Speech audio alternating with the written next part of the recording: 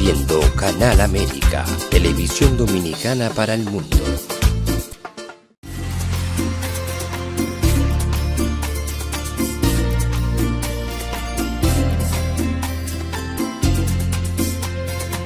A Time for True show is sponsored by the Office of Dr. Bernard Fialkoff, a periodontal, dental implant and laser specialist in New York City, for over 40 years.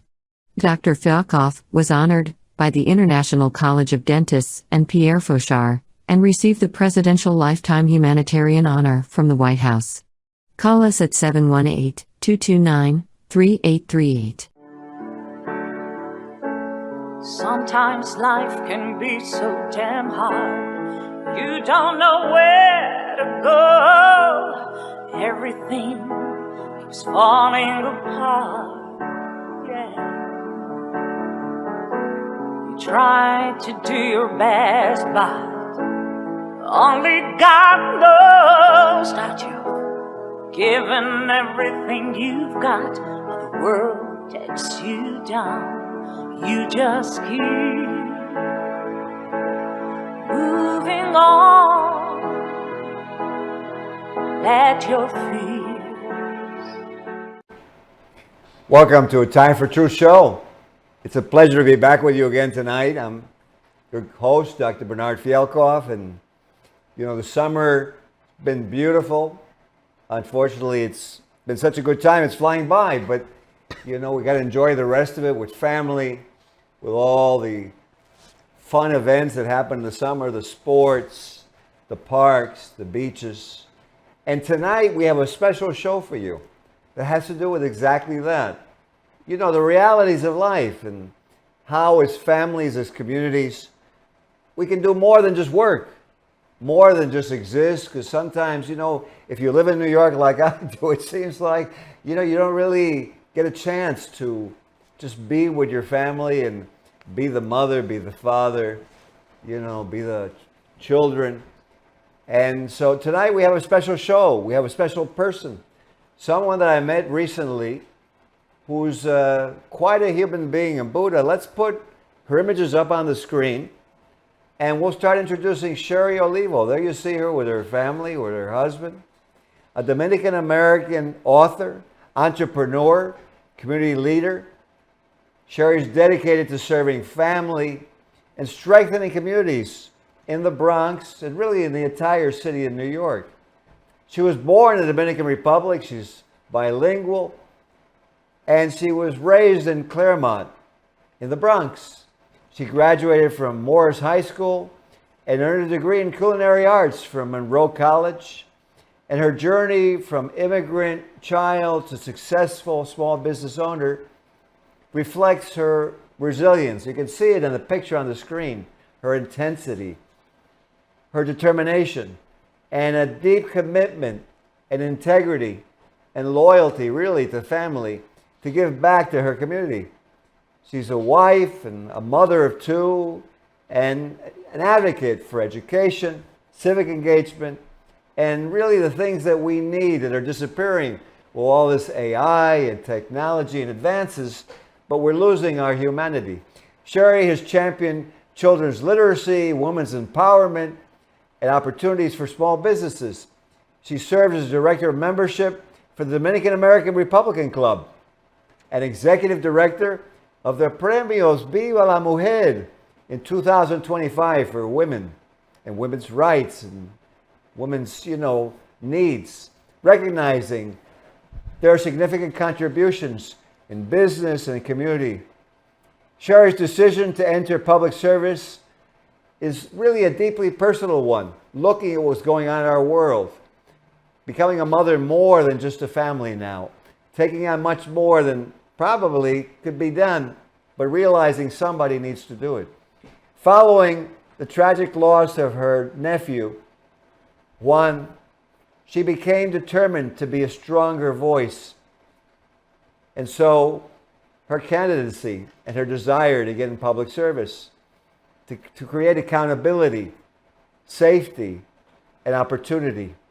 She's currently a candidate for the New York State Assembly in District 86, and her advocacy is going to be safer neighborhoods, stronger, more qualified schools, support for small businesses, because that's really what America is all about, the individual, the opportunity to be free, to have your dream come true, affordable housing, and transparent government. Last one, I'd have to see, but I'm glad that she wants to do that. Her passion is rooted in faith, family, compassion, and the belief that every New York City member, every family, every community deserve the opportunity to flourish and prosper. And tonight on the Time for Truth show, we want to bid a warm welcome to Sherry Olivo. Let's bring her on the screen. Buddha, please. There we go. Hey, Ben, thank you so much for having me on tonight's show. It's a pleasure to have you. And you know, it's amazing. For the first moment I've met you, you have this intensity, you have this warmth, and I'm going to use a word that's very important. You have a genuineness. You're genuine. And I could see at the first moment, every person watching this show, I'm sure as they're watching you, they go, yeah, mira sus ojos. Look at her eyes. They're like, there's nothing there. And, you know, so what I wanted to ask you, because I want to start right away, you have so much to share. How did your early experiences and early life impact the woman you would become? Well, my story, Ben, it's not different from many families out there.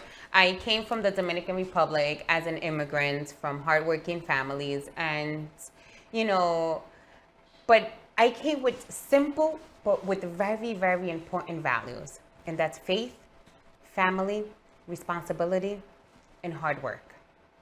And those are the same values that I carry with me. Those are the same values that I'm actually delivering to my kids and also delivering to the community. Absolutely. And, you know, I wanted to ask you because whenever I see someone like you, I think, you know, this person had great parents. There was a strong family, the father, the mother, and they probably instilled in you certain values. And I wanted you to share, you know, how that has come to result in what you're doing and why you have such a strong commitment for family. Well, my dad was a bodega owner. So my respect to those bodega owners. Bodegas are a very important part of my life, especially when I walk in every morning before taking my kids to school to get a bacon, egg, and cheese in the morning. So my dad was a businessman. He owned bodegas. My mom was a nurse. And just seeing my parents have 2 and 3 jobs so that our family, so that they can provide to me and my brothers, was something that I would always treasure. You know, they always worked hard. They always did the right thing. But something important that I was taught, Ben, is you don't leave family behind. If someone was struggling, you help them. You give them a hand. Family is never left behind. And that's something that my dad always taught me. You know, you always be there for your brothers. You always be there for your family. You always give them a hand. It doesn't matter what they're struggling with. And that's something that I always carry with me. And it's something that I'm delivering into the lives of my kids and also into the community. You don't leave your community behind. You help them. You stand alongside them, and you always try to make it work. Absolutely. That's why I really wanted to have you on the show. Because, you know, we have so much technology in this world. We really could do so much. In fact, Secretary Kennedy said that we live almost like gods in this country. And we really don't even realize all that we have. We take it for granted. And I think one of the most important things is, like you said, that how did we get to where we get to? Who is at the bodega? Who's at the supermarket? Who are taking care of the neighborhood? Who's educating? Who is, you know, making sure that you have the things you need in your house, and who's providing the energy? And these are all these people. And in reality, what's a community? It's like a big family working together. And that's really what I saw in you the first time. And what leads me to the question I wanted to give you. because you have these strong family values, but you're very interesting, mix, because you're also a very strong entrepreneur, business owner. And as a woman, and I know as a dentist, sometimes I have thought, and I've told my woman colleague dentists who are friends of mine, I said, it's amazing what you guys do, because as a man, we don't have as much attention on the kids. But one day I had to just take my kids to Chuck E. Cheese, and I realized what my wife went through. And I said, how you guys do a business, these being dentists, and think about your kids all day long, it's unfathomable.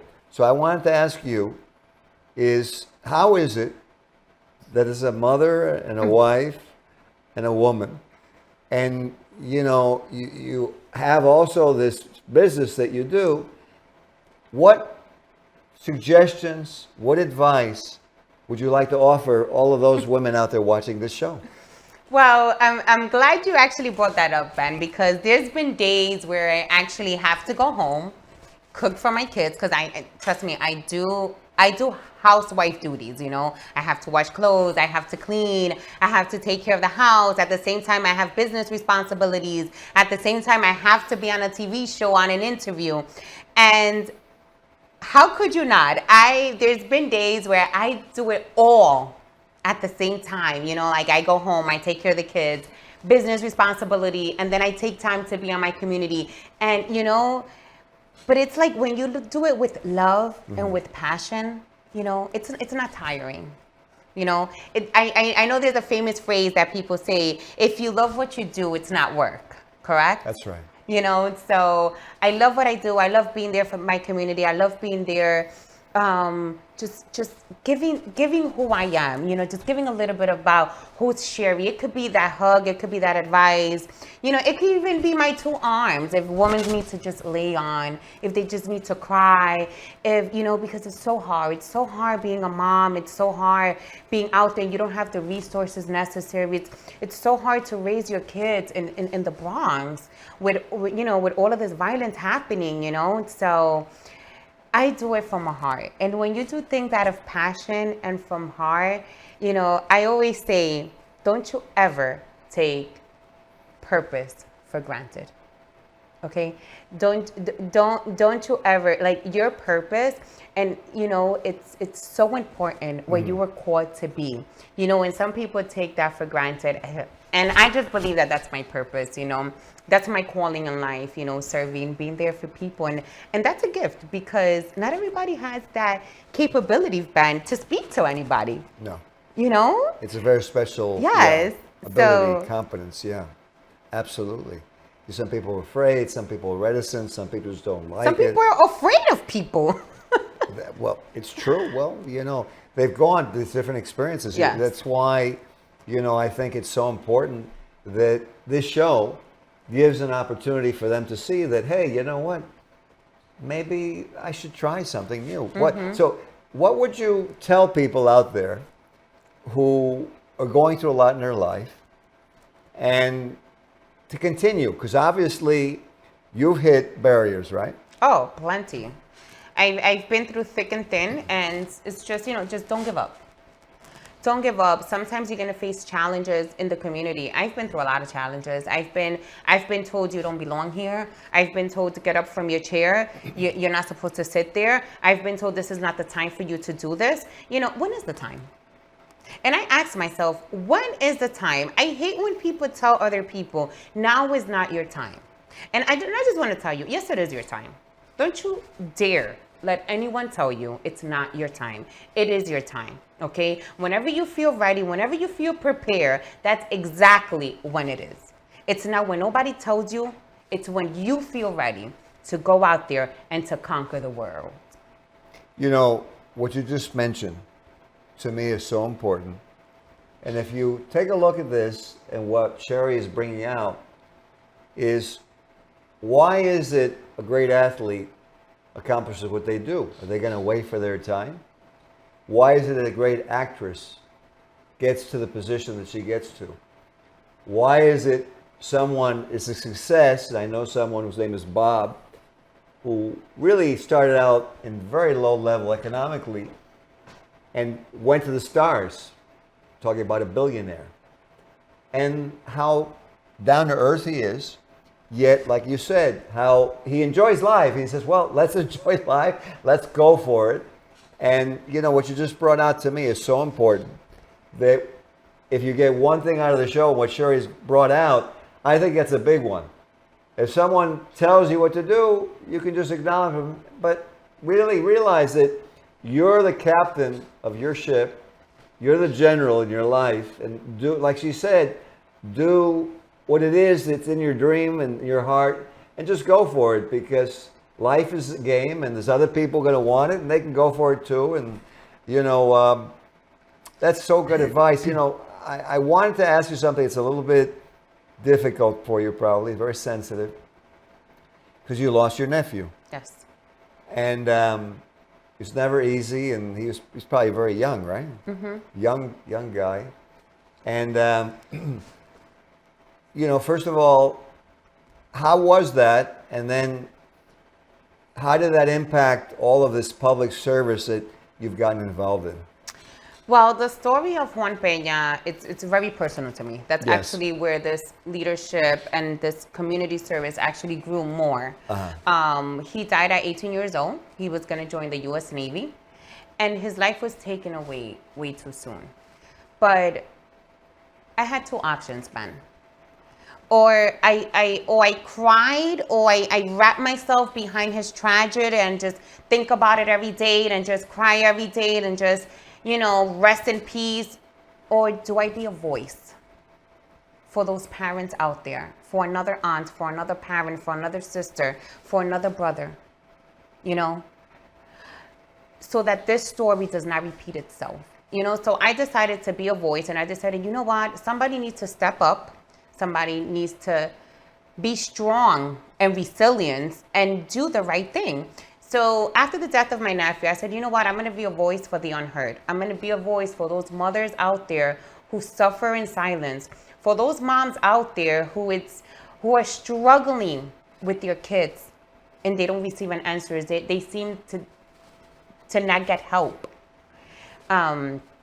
So it is very important to me, the story of Juan, but it also connects me back to helping our community and our youth, you know. So having that connection with the community and with youth, it's very, very close to home to me, you know, and that's where prevention starts. I believe, Ben, prevention starts way before kids get into the streets, way before they even know or get introduced to drugs, to gangs, or to violence. Absolutely. You know, there's so many things that happen in everyday life that seem like they're nothing until they're gone. Yes. And, you know, I experienced that with many people that, unfortunately, they got older and I lost them. And I didn't realize one of them was my mother. We didn't agree on everything. But it was amazing because when she left, I realized all the things she did to bring family together. It was like I never paid any attention to it, but when she disappeared, and luckily she lived to a nice 93 years, she lived a good life. And it was amazing how much she, like you said, kept the family together. And, you know, I think we need to heed what Sherry Olivo is saying and realize that we need to really acknowledge each other much more, and what each person, you know, in Spanish, tu grano de arena, you know, your grain of sand. It's not a grain of sand. It's a contribution. It's worth a lot, and it means something because we're all creating the city, the life, the community, and, you know, it's so important. I was going to ask you something, which again, sometimes we know about, but you wonder what's happening about it.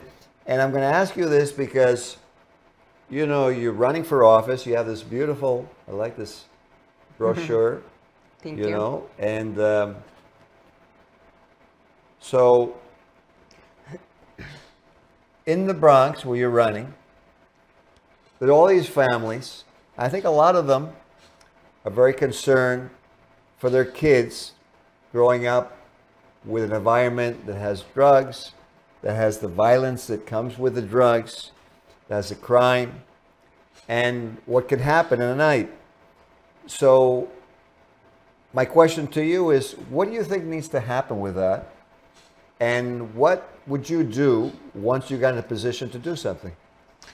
Well, I believe that strong families, build strong communities. We need to reunite family. It's the only way we can work together to save the Bronx, to have safer streets, and to save our youth, okay? Moms, and this is not, and I've spoken to so many moms in District 86, and all they want is solution. They don't care what political party you're in.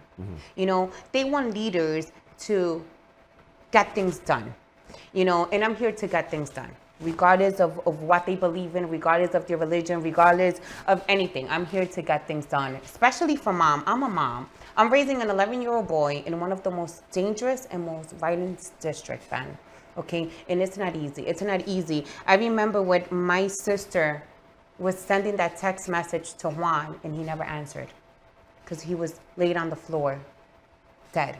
Wow. That phone call, he never picked up.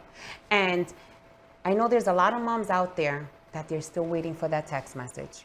They're still waiting by the door for their boy to come inside, So what can we do so the streets, the gang members, and the drug leaders does not take our kids? Okay? What can we do to prevent them from stealing our youth, for stealing these young men and women who are full of future? So my question is, are there any after-school programs available for these kids, Ben? Who's mentoring them? Have we asked these young kids, what do you like? Right. Have we asked them, what are you good at? Forget about having A, B's, or C. That's just a paper. Right. What are the creativities of these young men and women? Have we stopped to even ask them, what are they interested in? Or we just want to force them into our ideology? Right. We can allow them to be them and to have exactly. We can allow them to be them, to have choices, express themselves. To express themselves. What sports do you like? Right. What things can you do with your hands? Yes. So until we do not give them the opportunity, we do not know what they're made of. And I'm here to provide opportunities for them, for their families, for their moms. And one of my proposals and negotiations at the assembly, when I get elected, is I want to create a permanent space just for kids so that they can use their creativity, so that they can find out what is it that they like, what is it that they enjoy doing. Is it music? Is it sports? Is it art? Is it a trade school? What is it that these kids are capable of doing? And the only way to find out, Ben, is to give them an opportunity. It's to listen to them. Okay? It's to see them. And as a leader, I'm here to listen, I'm here to see, and I'm also here to act, okay? Because you can't do anything without action, So we need to work closely with them, and we need to give them an opportunity. Absolutely. And it's interesting because we've spoken about the program that I run, which is a Foundation for a Drug-Free World, to create the truth about drugs so the kids realize they don't fall for the flies that are online, they don't get dependent, addicted, all the other things that are going on. And it makes so much sense what you're saying, because what I would, say is that, if we did that, then we could get them into sports, like you said, after school. We could get them into dancing. We could get them into art. We could get them to socializing. They could speak with each other. It's amazing, all these things that you're talking about. And, a lot of people said to me, what happened to all those programs? And I'm so happy to see that that's one of the things that you would do. Of course. As a mother, that's what I want for my community. That's what I want. And it doesn't matter if they failed. It doesn't matter what they've been through, And this is something that I want them to understand tonight. Your past does not determine your future. Your past, the mistakes you have been through, does not determine where you're gonna go. It's okay to make mistakes. Mistakes are actually good because it shapes the person you're gonna be tomorrow. It helps you understand what you want and what you don't want in life, okay? So it's okay. Just get up. Let's do it again. But this time, let's do the right thing. And let's do it together. Absolutely. Well, as all good things, we're starting to get to the end of the show, but I wanted to actually first, because I love this video, and Buddha, let's put the video on of Sherry at this parade and the float that she has. I love this thing. Let's show this thing.